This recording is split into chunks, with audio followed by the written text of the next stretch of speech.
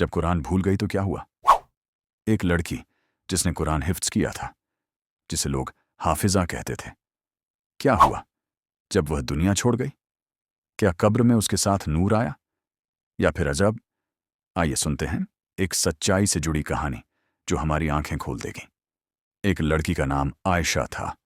बहुत छोटी उम्र में उसने पूरा कुरान हिफ्ज कर लिया था। हर महफिल में उसका नाम लिया जाता था। माशा अल्लाह, कितनी नेक बच्ची है। उसके माँ बाप बहुत खुश थे। लेकिन जैसे जैसे आयशा बड़ी हुई, दुनिया की रंगीनियों में पड़ गई। मोबाइल, सोशल मीडिया, गाने, फैशन, सब उसकी जिंदगी का हिस्सा बन गए। कुरान पीछे छूट गया। न तिलावत, न दोहराई, न नमाज। माँ कहती थी, बेटी तूने अल्लाह का कलाम याद किया है, भूल मत जाना। वो कहती, अम्मी अभी बहुत टाइम है, शादी के बाद संभाल लूंगी। कभी कुरान कवर में रहता, कभी अलमारी में बंद।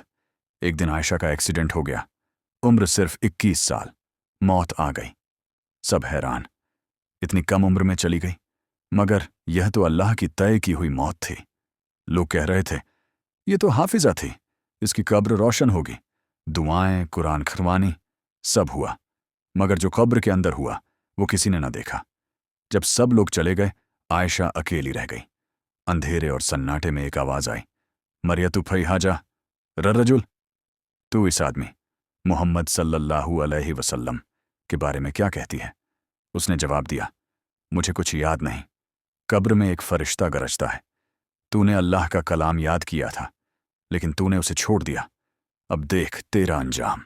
कुरान की रोशनी उसकी कब्र से निकल गई। जमीन सख्त हो गई। कब्र में सांप, बिच्छू, आग के लपटें, हर दर्दनाक मंजर उसके गुनाहों की गवाही दे रहा था।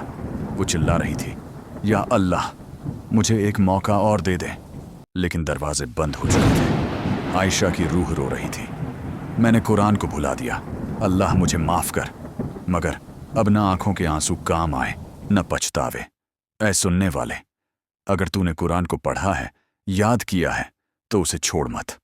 अगर भूल गया है तो आज ही तौबा कर, क्योंकि जो कुरान को छोड़ देता है उसकी कब्र में अजाब इंतजार करता है। कब्र की अंधेरी रात, अकेला इंसान, न माँ, न बाप, न दोस्त, सिर्फ आमाल साथ जाते हैं। अगर तू भी हाफिज है या कुरान पढ़ चुका है तो आज से उसे दोहराना शुरू कर, वरना कहीं तुझसे भी न पूछ लिया जाए, क्या किया तूने अल्लाह के कलाम के साथ। अल्लाह हम सबको बुराई से बचाए और नेक राह पर चलने की तौफीक अता फरमाए। ऐ अल्लाह, हमें गुनाहों से बचा, हमें कुरान से जोड़ दे, हमें नेक राह पर चला और कब्र के अजाब से महफूज फरमा। आमीन या रब।